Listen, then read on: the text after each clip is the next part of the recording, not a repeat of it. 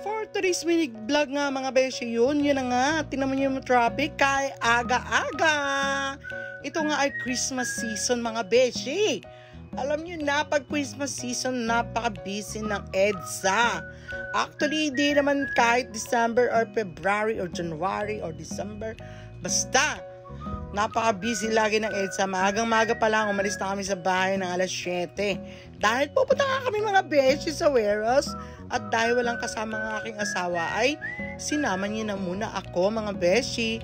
Magkakulay pa kami ng damit, hindi naman kami nag-uusap, no? So dalawa lang kami mga beshi. Pupunta kami sa warehouse na kinukuha na namin ng materials. Tapos pagkatapos nun, pupunta kami ng Valenzuela.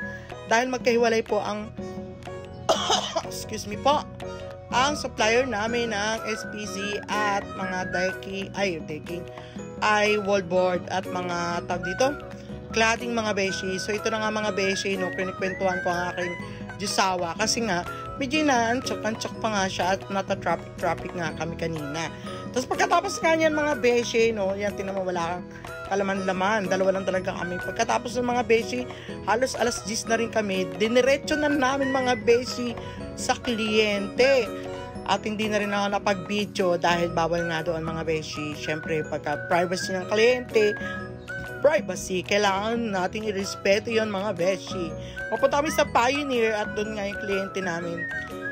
Kasi ito nga, nag-video ako, tinitingnan ko, ang totoo yung tinitignan ko kung gaano nakataba. Yun lang mga beshi, sikat na sikat ng araw at napakainit.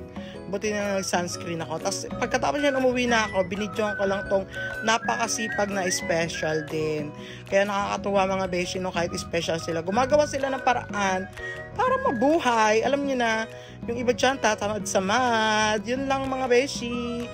Bye! Salamat sa panonood. Sana manood lang kayo and subscribe. Yun lang, bye!